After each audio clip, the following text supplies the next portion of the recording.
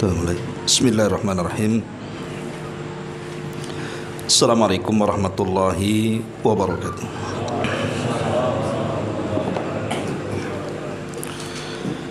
Alhamdulillah wassalatu wassalamu ala Rasulillah wa ala alihi wa sahbihi wa mawalah wa la hawla wa la quwata illa billahi wa ba'du. Terlanjutkan kajian kita masih membahas tafsir dari surah An-Nazi'at, dan kita masuk pada ayat ke-42 dan seterusnya. A'udzubillahi minasyaitonirrajim. Bismillahirrahmanirrahim. Yas'alunaka 'anis sa'ati ayyana mursaha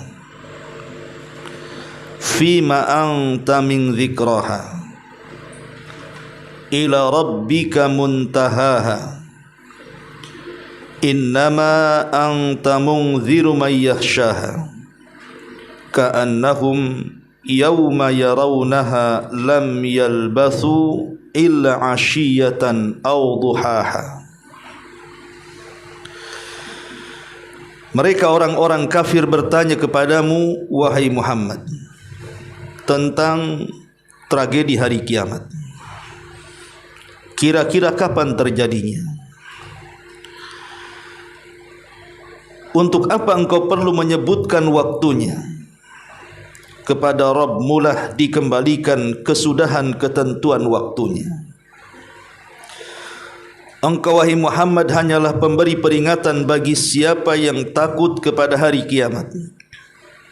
Karena pada hari itu, ketika mereka melihat hari itu, karena susahnya, hebatnya hari itu, mereka merasakan seolah-olah hanya sebentar saja tinggal di dunia pada waktu sore atau mungkin di waktu duha.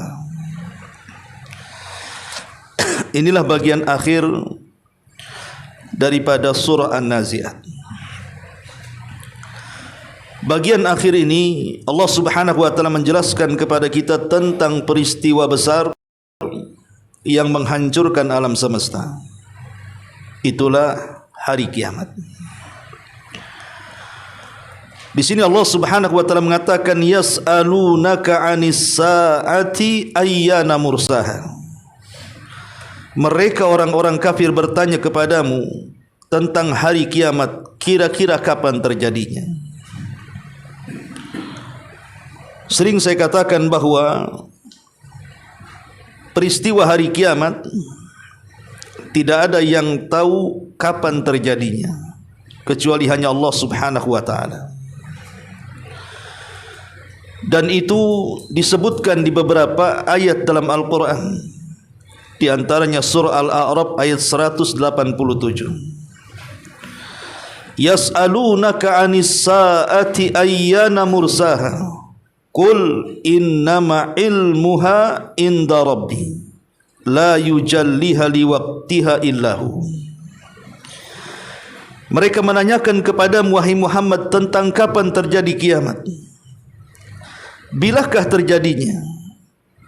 Maka katakanlah sesungguhnya pengetahuan tentang kiamat itu ada pada sisi Rabb-Mu. Tidak ada seorang pun yang dapat menjelaskan waktu kedatangannya kecuali Dia semata, maksudnya Allah Subhanahu wa taala. Kemudian di ayat yang lainnya yang maknanya serupa adalah surah Al-Ahzab ayat 63. Allah mengatakan yas'alunaka an-nasu 'anis sa'ati qul innama ilmuha indallah wa may yudrika la'alla as-sa'atu takunu qariban. Manusia bertanya kepadamu wahai Muhammad tentang hari bangkitnya kiamat. Katakanlah sesungguhnya pengetahuan tentang hari bangkitnya itu hanya di sisi Allah. Dan tahukah kamu boleh jadi hari bangkitnya kiamat itu sudah dekat waktunya. Dari dua ayat ini kita tahu, menguatkan ayat dalam surah An-Nazi'at yang kita baca, dengan tegas Allah Subhanahu wa taala mengatakan bahawa tragedi kiamat itu tidak ada yang tahu kecuali Allah. Makanya disebutkan dalam sebuah hadis dari Ibnu Umar radhiyallahu anhuma. Hadis ini dikeluarkan Imam Bukhari dalam sahihnya dari Nabi SAW ketika memberikan catatan kepada surah Luqman ayat 34. Nabi SAW mengatakan mafatihul ghaibi khamsun. Kunci-kunci kegaiban itu ada 5. La ya'lamuhunna illallah. Di mana kunci-kunci kegaiban itu tidak ada yang mengetahui kecuali Allah yang menyingkapnya. Kemudian Nabi membacakan surah Luqman ayat 34. Innallaha indahu ilmus sa'ati. Sesungguhnya di sisi Allah lah pengetahuan kapan terjadinya kiamat. Wa yunazzilul ghaits. Juga kejadian kapan turunnya hujan. Wa ya'lamu ma fil arham. Dan hanya Allah yang tahu tentang kondisi bayi yang ada dalam rahim. Wa ma tadri nafsum madza taqsibu ghadan. Jiwa tidak tahu apa yang akan terjadi esok hari. Wa ma tadri nafsum bi ayyi ardin tamut. Dan jiwa tidak tahu di mana dia mati. Innallaha alimun khabir. Allah zat yang maha mengetahui lagi maha menghabarkan. Dalam surah Luqman 34 yang dibacakan Nabi SAW tentang mafatihul ghaib, kunci-kunci kegaiban, salah satunya adalah innallaha indahu ilmus sa'ah.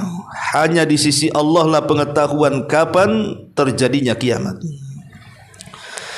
Makanya di zaman Nabi SAW ada Badui yang datang menemui Nabi SAW bertanya soal kapan terjadinya kiamat. Kemudian Nabi SAW tidak merespon. Sampai Arab Badui ini bertanya 3 kali. Sampai Nabi SAW marah. Kemudian mengatakan manisail. Siapa yang bertanya tadi? Maka sang Badui mengatakan, saya wahai Rasul. Maka Nabi SAW mengatakan, kau bertanya tentang kapan terjadi kiamat. Wa ma a'dadta laha. Apa yang kau siapkan untuk itu? Maka Arab Badui mengatakan, la syai'a ya Rasulullah. Aku tidak punya persiapan apapun wahai Rasul. Maka Rasul mengatakan, kalau tidak punya persiapan apapun, lalu kenapa kau bertanya tentang kapan terjadinya kiamat?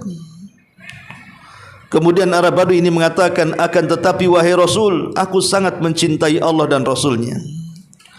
Maka Nabi SAW mengatakan, anta ma'aman ahbabta. Maka engkau akan bersama idolamu, bersama orang yang kau cintai. Dalam riwayat ini, sampai Nabi SAW sendiri tidak mau jawab. Karena memang Nabi SAW pun tidak punya kunci-kunci kegaiban. Makanya dia tidak mau menjawab. Persis seperti pertanyaan malaikat Jibril kepada Nabi SAW tentang kapan terjadi kiamat. Rasul hanya mengatakan, mal mas'ulu anha bi'a'lama minas sa'il. Tidaklah orang yang ditanya lebih paham dibandingkan orang yang bertanya. Artinya Rasul dan Jibril sekalipun tidak paham kapan terjadi kiamat.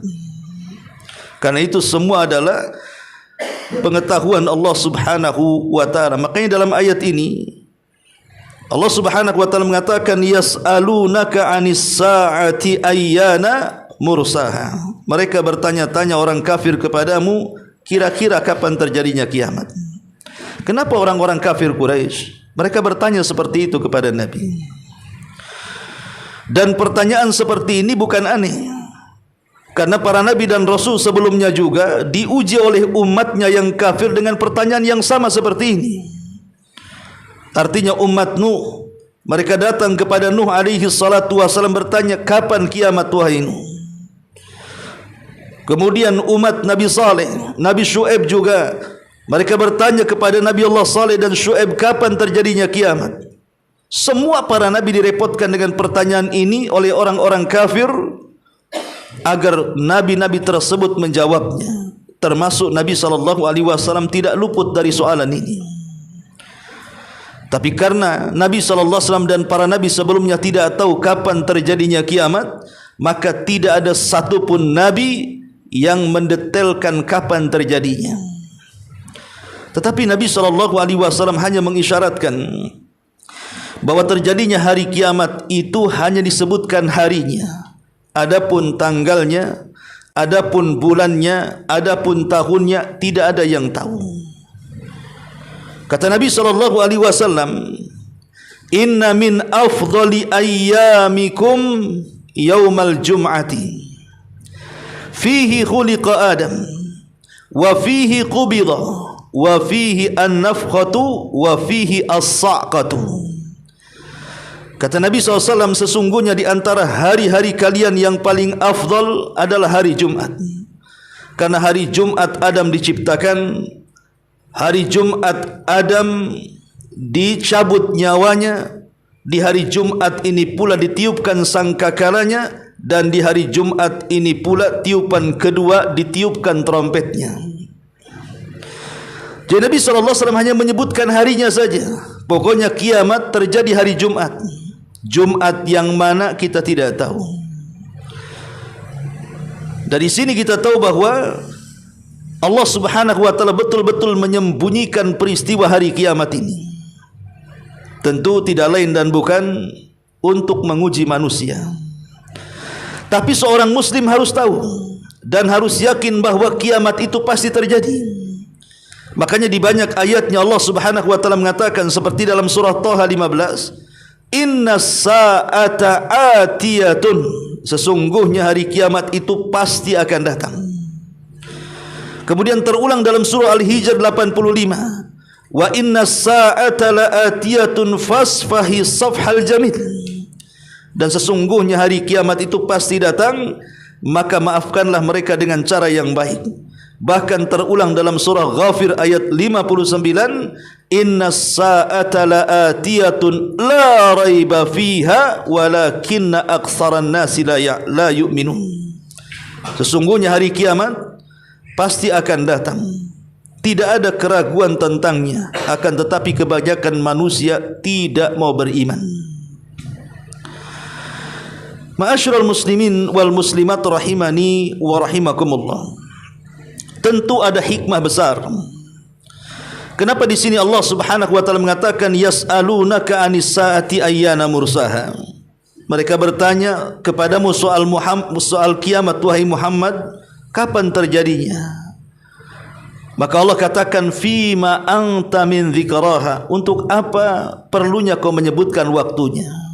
Apa gunanya sekalipun waktunya disebutkan, lalu apa gunanya? Apalagi Nabi SAW sendiri tidak tahu kapan terjadinya. Makanya Allah mengatakan ila rabbika muntaha, kepada Rabbmu lah dikembalikan kesudahan ketentuan waktunya. Kemudian Allah mengatakan innama anta munziru may yakhshaha, engkau hanya memberi peringatan bagi siapa yang takut kepada kiamat. Berilah peringatan bahwa kiamat akan terjadi, biar yang takut tetap takut, yang tidak takut tetap mereka tidak akan takut, karena mereka tidak beriman kepada kiamat. Maka pertanyaan pun muncul, lalu apa faedahnya? Kenapa Allah Subhanahu wa taala tidak mau menyebutkan kapan peristiwanya, hanya menyebutkan harinya saja? Disebutkan oleh para ulama, di antaranya Muhammad Rashid Ridha rahimahullahu taala dari Al-Alusi rahimahullahu taala. Beliau mengatakan wa innama akhfa subhanahu amra as-sa'ati liqtida'il hikmati tashri'iyyati dzalika fa innahu ad'a ila at-ta'ati wa ajzar 'anil ma'siyati kama anna ikhfa'al ajalil khas lil insan kadzalika. Sebutkan dalam tafsir Al-Mannar, kenapa Allah Subhanahu wa taala sampai menyebutkan atau tidak menyebutkan atau menyembunyikan kapan terjadinya kiamat? Kata beliau, karena di situ ada hikmah syariat. Apa itu?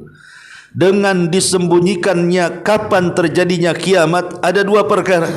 Pertama, manusia akan lebih melakukan ketaatan lagi kepada Allah, karena mereka harus melakukan persiapan sebelum kiamat itu datang.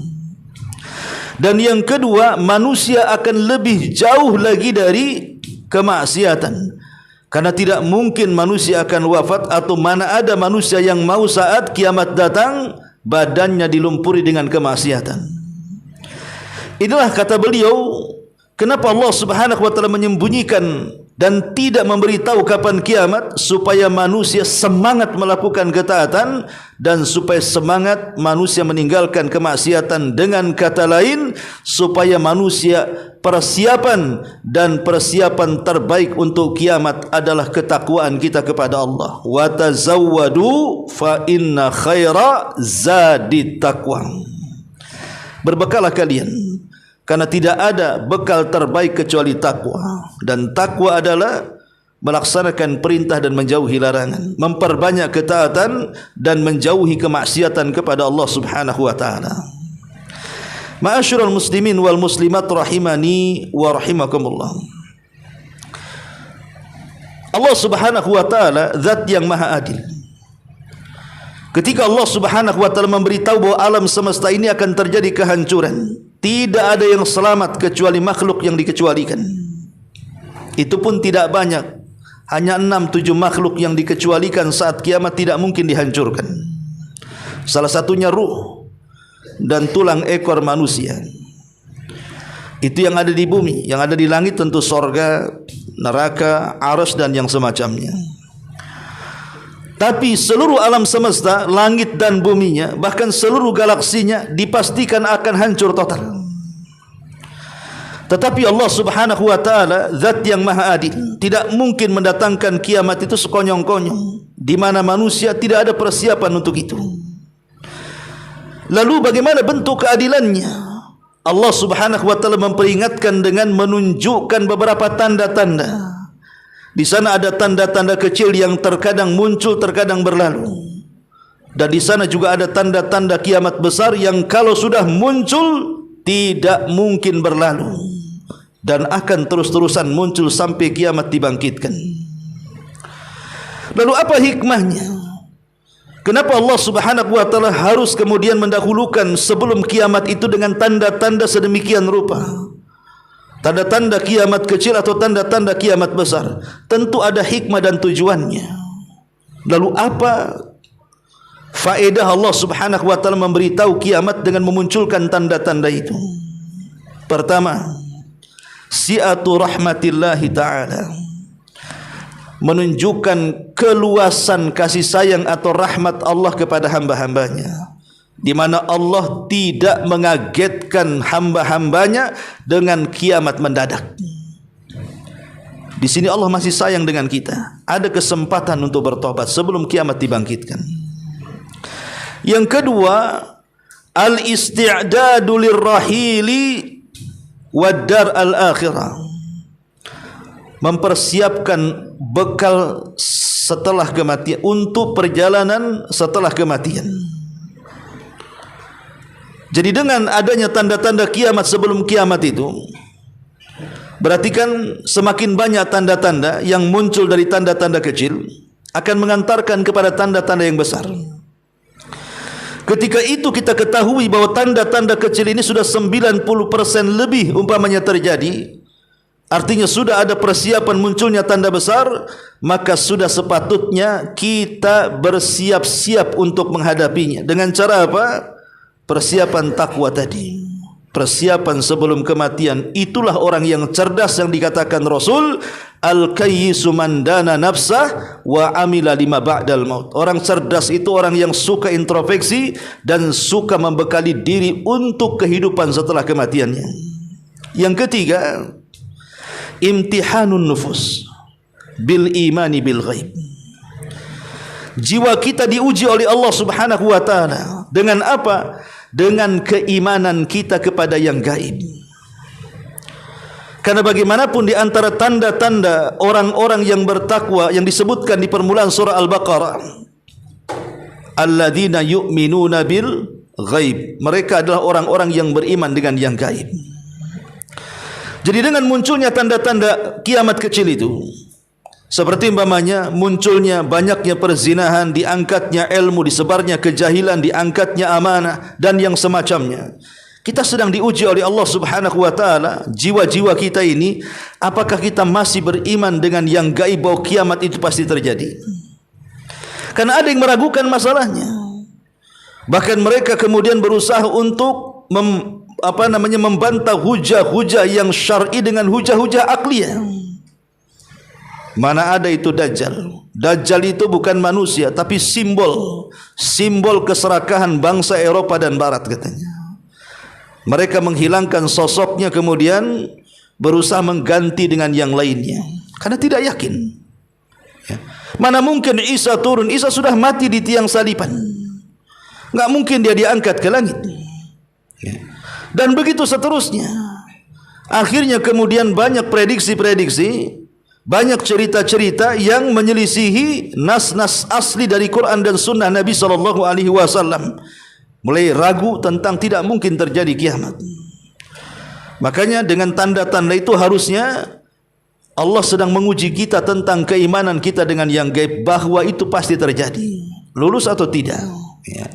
Kemudian yang keempat, tasbitul imani fil qalbi, lianna kulla syartin idza tahaqqaqa qala al-mu'minun hadza ma wa'ada Allahu wa rasuluhu wa sadaqa Allahu wa rasuluhu wa ma zaduhum illa imana wa taslima. Dengan dimukaddimahi tanda-tanda kiamat kecil ataupun besar sebelum kiamat terjadi itu bisa memantapkan iman seorang mukmin dalam hatinya. Kenapa? Karena kalau seandainya tanda-tanda itu sudah terjadi semuanya, maka orang-orang yang beriman seperti yang disebutkan dalam surah Al-Ahzab 22, hadza ma wa'adallahu wa rasuluhu, ini semua adalah janji yang Allah dan Rasulnya janjikan kepada kami. Wa sadaqallahu wa rasuluhu, dan telah benarlah ucapan Allah dan Rasulnya. Wa mazadahum illa imana wa taslima, dan tidaklah menambah bagi orang-orang yang beriman itu kecuali kemantapan iman dan kepasrahan kepada Allah dan Rasulnya. Jadi dengan adanya tanda-tanda kiamat itu, seorang yang beriman makin mantap keimanannya. Oh, betul apa yang disabdakan Nabi rupanya. 12 abad yang silam Rasul mengatakan seperti ini, rupanya kejadian. Mengatakan seperti itu, rupanya terjadi juga. Menyatakan seperti itu, rupanya terjadi juga. Kalau seorang mukmin melihat seperti ini, harus akan bertambah. Berarti betul apa yang dikatakan Nabi, betul apa yang dikatakan Allah Subhanahu wa taala. Maka dengan melihat tanda-tanda itu, mantaplah keimanannya. Ini yang keempat. Yang kelima, tahyi'atun nufus limuwajahatil fitan. Fala yazalul fitanu taqa'u fil ummati wa Rasulullah sallallahu alaihi wasallam yaqul inna baina yaday sa'ati fitanan ka qita'il lailil mudlim. Yang kelima, dengan dimukaddimahi kehancuran alam semesta dengan tanda-tanda kecil atau besar tadi, faedahnya adalah jiwa semakin siap untuk apa? Untuk menghadapi segala macam fitnah. Jadi dengan kita melihat banyaknya tanda-tanda kiamat yang bermunculan, bahkan ulama mengatakan sudah 90% lebih tanda-tanda kiamat kecil itu muncul di dunia dari era zaman Nabi sampai sekarang. Kalau orang yang beriman dengan munculnya banyak tanda, dan tanda-tanda fitnah itu sudah disabdakan 14 abad yang silam, bahwa Nabi mengatakan sesungguhnya mendekati kiamat itu akan terjadi banyak fitnah. Bahkan fitnah itu seperti potongan malam yang gelap gulita. Maknanya apa? Siapapun yang tidak punya pengetahuan agama, maka digelapkan jalannya, dia bisa menabrak ke sana kemari, masuk ke dalam kubangan fitnah. Maka dengan kemudian Allah memunculkan tanda-tanda itu, maka kita semakin siap, karena Rasul sudah mengatakan 14 abad yang silam bahwa akan terjadi fitnah besar. Ada fitnah ini, fitnah itu, fitnah macam-macam, dan kita sudah tahu informasinya. Lah ketika kita sudah tahu informasi dengan fitnah-fitnah yang akan terjadi di akhir zaman, maka seorang muslim lebih bisa lagi menghadapi fitnah-fitnah itu. Ini yang kelima. Kemudian yang keenam, tarbiyatun nufus alal isti'fafi. Dengan dimunculkan banyak tanda-tanda sebelum kehancuran semesta ini bentuk tarbiyah, bentuk pelajaran kepada jiwa alal istighfar, agar kita lebih menjaga kehormatan lagi, tidak rakus dengan dunia. Sebab kalau seandainya kehancuran alam semesta itu datang, sesungguhnya dunia itu sudah tidak akan nikmat lagi dipandang manusia, karena masing-masing orang akan menyelamatkan dirinya. Jangan cerita kiamat besar.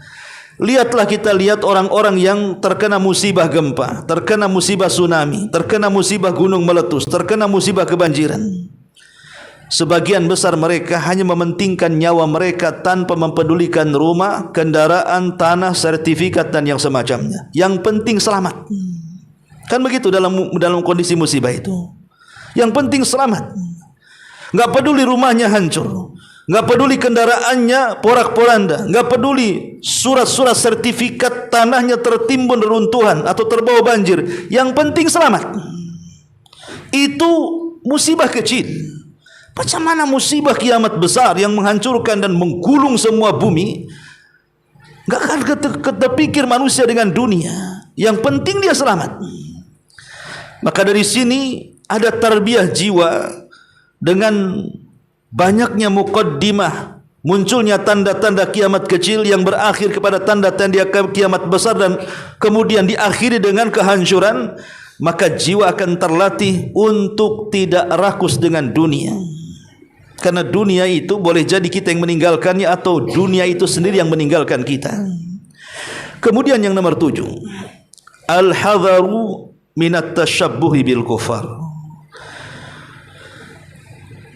Al-hadhar, berusaha untuk berhati-hati, minat tashabbuh, untuk menyerupai dengan orang-orang kafir. Karena Nabi SAW bersabda dalam sebuah hadis, la taqumus sa'ah hatta ta'khudha ummati bi akhdil quruni qablaha shibran bi shibrin wa dhira'an bi dhira'in. Faqila ya Rasulullah kafarisi warrum, qala wa minan nasi illa ulaik. Dalam hadis Bukhari, Rasul mengatakan tidak mungkin kiamat terjadi, kata Nabi, sampai umatku akan mengambil tata cara umat-umat sebelumnya, sejengkal demi sejengkal, sehasta demi sehasta. Kemudian sahabat mengatakan, apakah yang Anda maksud orang Persia dan Romawi wahai Rasul? Kata Rasul, kalau bukan mereka siapa lagi? Ya. Artinya Rasul mengatakan sebelum terjadinya kiamat, kaum muslimin akan berbondong-bondong mengikuti tata cara umat di luar daripada Islam, mengikuti bagaimana gayanya orang Yahudi dan Nasrani, orang-orang kafir barat, mulai daripada busana sampai kemudian muamalah, adat istiadat, sampai menggadaikan agama. Artinya dengan informasi dari Nabi SAW seperti itu, berarti dengan banyaknya tanda-tanda kiamat, artinya sudah mendekati tanda-tanda kiamat besar, maka kita sudah dapat informasi bahwa umat Islam ini akan berbondong-bondong tasyabuh dengan kafir. Maka kita lebih berhati-hati, jangan sampai tasyabuh dengan mereka, supaya tidak masuk dalam sabda Nabi ini. Ya. Kemudian yang nomor 8, tarkul munkarati wal bu'du anil ma'asi, la siyama tilka allati taksuru inda qiyamis sa'ati. Berusaha untuk meninggalkan kemungkaran, menjauhkan diri dari kemaksiatan, terutama kalau sudah dekatnya atau banyaknya bermunculan tanda-tanda yang mendekati dekatnya kiamat. Kalau seandainya ulama mengatakan 99% dari zaman Nabi SAW sampai hari ini tanda-tanda kiamat kecil itu sudah banyak bermunculan, artinya hanya beberapa persen lagi menunjukkan dekatnya kepada tanda-tanda kiamat besar. Kalau sudah tanda-tanda kiamat besar, kalau iman tidak mantap, dipastikan dia masuk ke kubangan fitnah. Karena yang pertama akan muncul dari tanda-tanda itu adalah keluarnya Dajjal. Siapa yang tahan melawan Dajjal? Tidak akan tahan melawan Dajjal kecuali hamba-hamba Allah yang dirahmati. Makanya kalau kita tahu bahwa ketika hilangnya tanda-tanda kiamat kecil dan masuk ke tanda-tanda kiamat besar, maka tidak ada yang selamat di situ kecuali orang-orang yang dirahmati. Maka sudah selayaknya sebelum tanda-tanda kiamat besar itu muncul, apalagi sampai kiamat besarnya muncul, maka seorang muslim dari sini harus segera meninggalkan kemungkaran dan menjauhkan diri dari kemaksiatan, supaya kalau seandainya pun terjadi fitnah, maka dia akan bersih menghadap Allah Subhanahu wa taala. Yang nomor 9, tarbiyatun nufus wal ahli wal aqaribi ala ta'atillah. Dengan adanya tanda-tanda kiamat tadi, jiwa, keluarga, kerabat dan manusia ditarbiyah agar lebih dekat kepada ketaatan kepada Allah Azza wa Jalla. Jangan sampai kiamat besar itu menelan kita. Jangan lagi cerita kiamat besar. Kiamat kecil yaitu kematian, itu juga tidak bisa dianggap remeh. Karena hari ini banyak orang-orang yang mati mendadak tanpa ada persiapan. Siapa yang nyangka kita keluar rumah pakai kendaraan, tiba-tiba mati di tengah jalan? Tidak ada yang menyangka. Dan itu banyak terjadi. Perasaan motor baru beli, rem juga bagus, spion juga oke, dan dia juga mematuhi tanda-tanda rambu-rambu lalu lintas.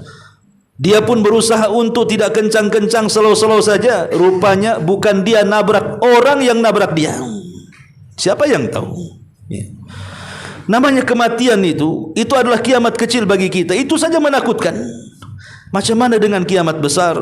Maka sudah selayaknya dengan memperhatikan tanda-tanda sebelum kiamat besar itu, maka kita ditarbiyah oleh Allah, kita, keluarga kita dan kerabat-kerabat kita, agar tetap lebih meningkatkan ketakwaan kita kepada Allah Azza wa Jalla. Kemudian yang ke-10, ihtiramul ulama wal iltifafu haulahum. Sebaiknya mendekati kiamat dengan bermunculan banyak tanda-tanda, muliakan para ulama dan jangan jauhi mereka. Nabi mengatakan, inna min asyratis saati thalathatun ihdahunna an yaltamisal ilmu indal asaghir. Sesungguhnya di antara tanda-tanda kiamat itu ada 3. Salah satunya adalah banyaknya manusia mencari ilmu pengetahuan indal asaghir. Asaghir di sini maksudnya orang-orang sesat. Jadi mendekati kiamat itu justru manusia belajar agama itu ke orang-orang kecil, bukan para ulama besar, kepada ahli bidah, kepada orang-orang yang menyebarkan kesesatan. Bukannya membawa hidayah mati, malah membawa sesat pula dia mati. Makanya mendekati kiamat kita tidak tahu ajal kita kapan. Maka sebaiknya hormati para ulama, duduk bersama mereka. Tentu ulama-ulama Rabbani, bukan ulama-ulama yang menyesatkan umat. Kemudian yang nomor 11, ta'zimu amrid dimai. Muliakan urusan darah. Jangan karena hal sepele kemudian bunuh-bunuhan. Karena Nabi SAW mengatakan, la taqumus sa'ah hatta yaksural haraju. Tidak mungkin tegak hari kiamat, kata Nabi, sampai nanti akan banyak pembunuhan di mana-mana. Sampai-sampai orang yang membunuh dia tidak sadar kenapa dia bisa membunuh, dan orang yang dibunuh dia pun bingung kenapa dia bisa dibunuh. Apa alasan bisa dibunuh? Bukankah dalam Islam membunuh ini ada alasannya? Seperti qisas umpamanya, seperti seorang yang menikah dan dia berzina, atau dengan kata lain zina muhsan, ataupun orang yang membuat keonaran, seperti para perampok yang tidak segan membunuh ataupun mengambil harta orang, ya, ataupun dalam peperangan. Jadi ada aturannya bunuh-bunuhan itu. Tapi di akhir zaman, kata Nabi SAW, nyawa manusia itu begitu ringan. Dan itu 14 abad yang silam Rasul mengatakan, dan itu sudah terbukti. Coba antum lihat berita di internet itu, di YouTube, di Facebook, di mana-mana. hampir tiap hari ada orang yang mati. Bukan mati wajar, ya, tetapi mati karena dibunuh. Gara-gara parkir bunuh-bunuhan, gara-gara utang bunuh-bunuhan, gara-gara tersinggung bunuh-bunuhan, gara-gara waris bunuh-bunuhan. Pokoknya masalah-masalah kecil itu nyawa sudah melayang tuh. Gara-gara cemburu nyawa melayang. Kenapa demikian coba? Darah manusia sudah tidak berharga di akhir zaman. Makanya dengan kita mengetahui informasi dari Rasul bahwa nanti di akhir zaman akan terjadi seperti ini, termasuk akan banyak pembunuhan, maka kita semakin memuliakan darah manusia. Karena informasi sudah ada ke telinga kita dari Nabi SAW bahwa di akhir zaman akan terjadi seperti ini, ya. Kemudian yang nomor 12, al-hadharu minadz zulmi wa i'anati zalimin. Al-hadhar artinya ada peringatan besar. Disuruh kita menjauh dari kezaliman ataupun membantu orang-orang zalim. Jangan berlaku zalim atau membantu orang zalim. Nabi mengatakan, yushiku in talat bika muddah antara qauman fi aydihim mithla adnabil baqar yaghduna fi ghadabillah wa yarji'una fi sakhatillah. Rasul pernah menasihati sahabat dan mengatakan, hampir-hampir kalau Allah berikan usiamu panjang, maka engkau akan melihat di akhir zaman orang-orang yang mereka membawa ekor-ekor sapi.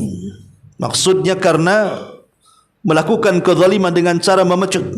Mungkin para pemimpin yang zalim yang mengambil hak rakyatnya dengan cara paksa, ya. Kata Nabi SAW, yaghduna fi ghadabillah, mereka keluar dari rumahnya, mereka mendapatkan murka Allah. Wa yarji'una fi sakhatillah, pulang juga mendapatkan amukan Allah. Keluar dan masuk rumah dilaknat oleh Allah Subhanahu wa taala. Itulah para pemimpin yang zalim. Maka kita harus hati-hati dari para pemimpin yang zalim dan jangan bantu kezaliman mereka. Karena biasanya kalau penguasa-penguasa zalim dan zalim, penguasa-penguasa tiran ini, mereka akan menghalalkan segala cara. Dan anehnya para pendukungnya pasti akan mendukungnya karena dapat keuntungan dunia walaupun harus menginjak rakyat jelata. Maka jangan sekali-kali kalau Allah takdirkan antum menjadi pejabat kemudian menolong kezaliman para pemerintah zalim atau anda sendiri yang melakukan kezaliman. Maka dengan adanya informasi seperti ini, kita akan semakin jauh dari zalim dan membantu orang zalim. Yang ke-13, adamut tasyaghul bizakharib wa biharijid dunya. Tidak terlampau sibuk dengan mengejar gelapnya dan keindahan dunia. Karena Nabi SAW mengatakan, wa idza tatawala ri'al buhmi fil bunyani fadzaka min asyratiha. Kalau engkau lihat manusia sudah berlomba-lomba melakukan pembangunan dunia dengan kemegahannya, maka itulah tanda-tandanya. Maksudnya tanda-tanda kiamat. Persis seperti hadis Jibril ketika bertanya kepada Nabi, kalau engkau tidak tahu kapan terjadi kiamat, lalu apa tanda-tandanya? Maka Rasul mengatakan, antara khufatan uratan ghurlan buhman yatatawaluna fil bunyan. Engkau melihat seorang penggembala tidak pakai sandal compang-camping, hidupnya susah, tiba-tiba dikagetkan dengan dunia, mereka berlomba-lomba membangunnya. Dan itu sudah terjadi. Lihat di Timur Tengah dulu itu gersang, padang pasir, panas kering kelontang. Tapi lihat hari ini kejayaan dunia ada di sana. Bahkan dulu Asia yang lebih maju sekarang tertinggal dengan kemajuan pembangunan mereka yang luar biasa. Walaupun tanda-tanda kiamat ini tidak mesti negatif, ada juga yang positif. Seperti banyaknya bangunan di mana-mana, ada positifnya dengan di situ menyerap tenaga kerja, akhirnya mengurangi pengangguran, bisa memberikan nafkah orang-orang susah dan miskin dan begitu seterusnya. Tapi maksudnya adalah di sini ketika manusia sudah mulai membanggakan dengan dunia, ini tanda-tandanya. Karena dipastikan kalau sudah bangga kemudian mengagungkan dunia, maka konsekuensinya akan dilupakan dengan akhiratnya. Bal tu'thirunal hayatad dunya wal akhiratu khairun wa abqa. Kemudian yang nomor 14, di sini tarkubul al-faraju wa adamul yasi. Ketika Allah Subhanahu wa taala memukaddimahi kiamat itu dengan berbagai macam tanda, maka kita diajarkan untuk tidak putus asa. Tidak boleh kita putus asa. Karena Nabi sallallahu alaihi wasallam mengatakan la taqumus hatta tamtali al-ardu zulman wa udwanan. Tidak akan terjadi kiamat sehingga bumi ini akan dipenuhi dengan kezaliman dan permusuhan. Kita sudah dapat informasinya dari Nabi bahwa nanti di akhir zaman akan banyak orang yang berlaku zalim, dan kita hari ini merasakannya.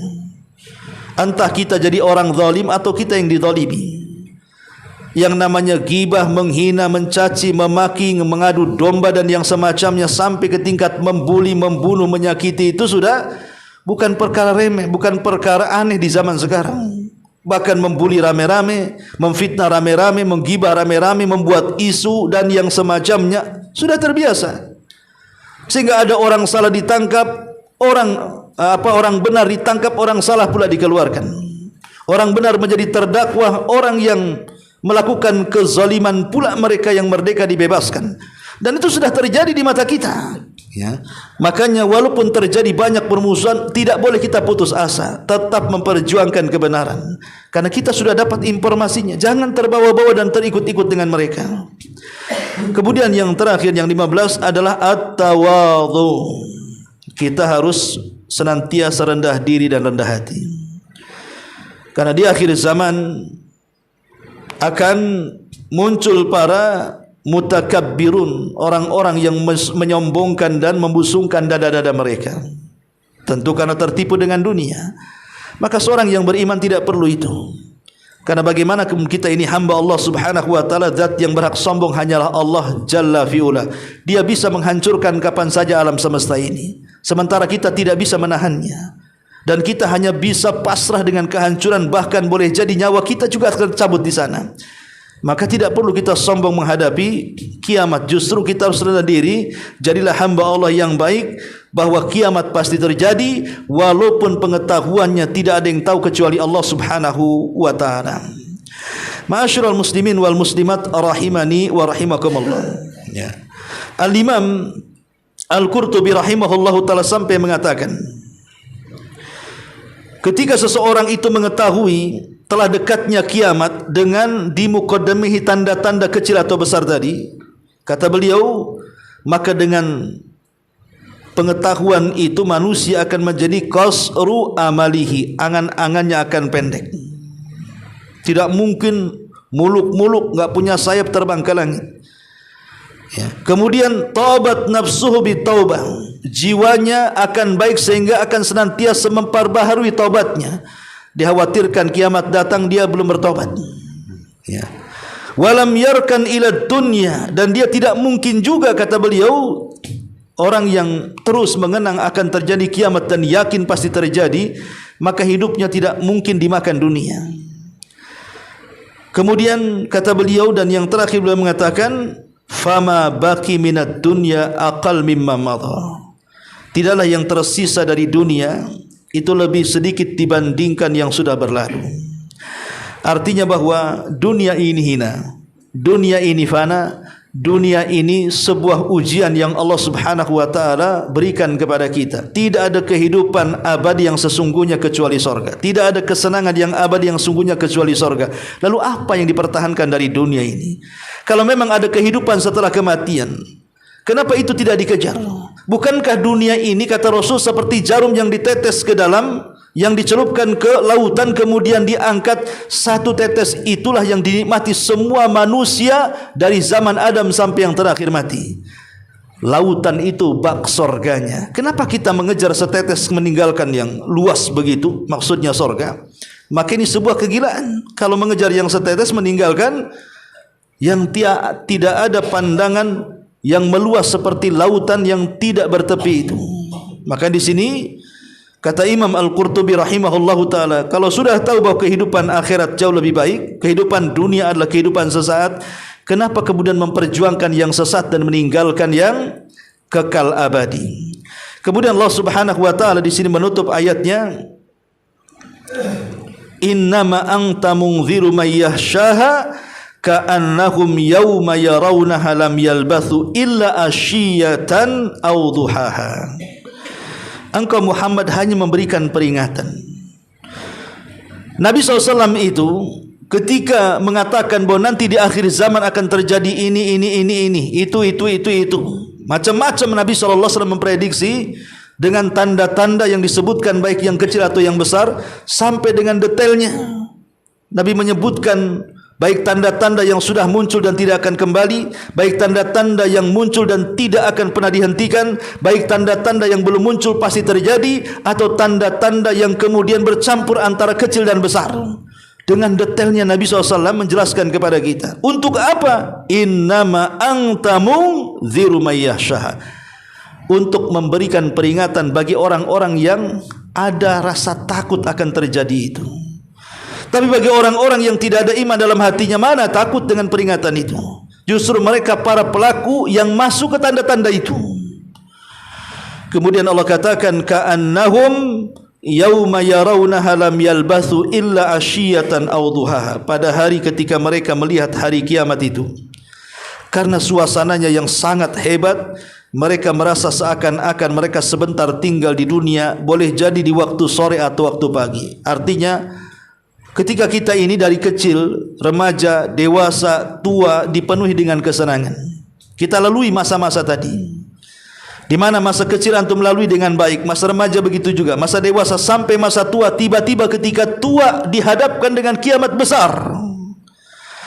Ingat bahwa memori masa lalu akan terhapus dengan satu teriakan trompet Israfil. Seolah-olah kita tidak pernah hidup di dunia kecuali hanya di waktu sore atau di waktu duha saja. Padahal dia sudah hidup mungkin 70 tahun, 80 tahun, 100 tahun. Kenapa?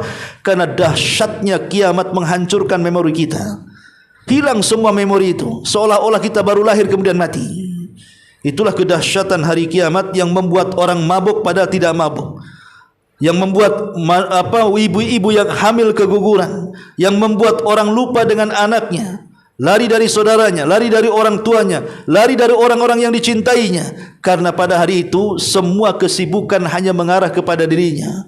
Di mana Allah mengatakan yauma yafirrul mar'u min akhi wa ummihi wa abi wa sahibatihi wa banih likulli imri'in minhum yauma idzin sya'nun yughni. Pada hari itu manusia menyibukkan diri sendiri tanpa memandang siapapun di sekitarnya. Dia lupa kalau dia punya anak, ditinggalkan anaknya. Dia lupa kalau punya pasangan, ditinggalkan pasangannya. Dia lupa kalau punya orang tua, ditinggalkan orang tuanya. Karena sibuk menyelamatkan masing-masing. Begitulah kemudian manusia karena begitu kacaunya sehingga seolah-olah mereka baru lahir kemudian mati. Inilah dahsyatnya hari kiamat yang disebutkan dalam surah An-Nazi'at. Dari sini berakhirlah surah An-Nazi'at dan insyaallah kita masuk dalam surah An-Naba. Baik, sampai di sini. Sebelum kita tutup, kalau ada yang mau bertanya silakan. Kalau enggak kita tutup. Ya. Tadi hadis yang ketawalun filmnya itu bahwa termasuk di mesin sekolah-sekolah itu. Gimana? Ya tatawalun filmnya. Ayo. Ya, itu umum semuanya. Ya tatawaluna fil bunyan, namanya bangunan yang mencakup rumah sakit, mencakup hotel, ya mencakup ya bangunan-bangunan negara, rumah-rumah pribadi, masyarakat, perumahan, macam-macam. Ya. Ya semuanya, masjid-masjid semuanya. Apalagi masjid ada khusus tentang bahwa tidak mungkin terjadi kiamat sampai masjid-masjid itu akan dibangga-banggakan karena bangunannya. Jadi yang dibanggakan bangunannya bukan orang-orang yang memakmurkannya. Jadi kalau sekarang masjid penuh dengan AC, menara tinggi-tinggi dengan desain yang luar biasa menghabiskan miliaran, itu bukan tidak bagus. Karena semakin nyaman ibadah kan semakin khusyuk, gitu ya. Cuman masalahnya karena mereka hanya mementingkan bangunan, bukan mementingkan memakmurkannya. Ya masjid sebesar apapun cuma ada satu saf, lalu buat apa? Sekalipun ada acara-acara besar sendiri mungkin dilakukan setahun sekali 2 kali, itu pun terkadang tidak ada contohnya. Lalu untuk apa membanggakan bangunan? Ya. Orang kafir tidak akan takut dengan bangunan. Orang kafir itu hanya takut ketika kaum muslimin walaupun masjidnya jelek tapi mereka berkumpul dalam masjid untuk memakmurkannya, karena dari situ kejayaan Islam akan muncul. Berawal dari masjid. Di zaman Rasul semua aktivitas di masjid. Latihan perang aja di masjid. Kalau sekarang latihan di perang di masjid dituduh teroris sekarang itu. Nyiapin apa tuh pasukan khusus katanya. Artinya bahwa semua yang bersifat bangunan itu tanda dari tanda-tanda kiamat, tetapi bukan perkara yang negatif. Tanda-tanda kiamat tidak mesti negatif, ada yang positif. Ya salah satunya banyak bangunan di mana-mana, di satu sisi ada positifnya juga kan. Ya, dengan adanya bangunan besar pesantren akhirnya makin bisa belajar dengan teknologi yang tinggi. Ya, kemudian dengan masjid yang besar akhirnya tertampung banyak masyarakat. Dengan bangunan yang besar hotel-hotel kita bisa nginap di mana-mana. Dimudahkan, ada yang positif. Cuman maksudnya dengan seperti ini sudah mendekati kiamat tuh. Kalau sudah bangunan menjulang ke langit, ya, entah berapa lantai itu, kondo-kondo dan begitu seterusnya, berarti ini sudah tanda-tandanya dekat dengan kiamat tuh. Karena kiamat itu muncul ketika dunia di atas kejayaannya.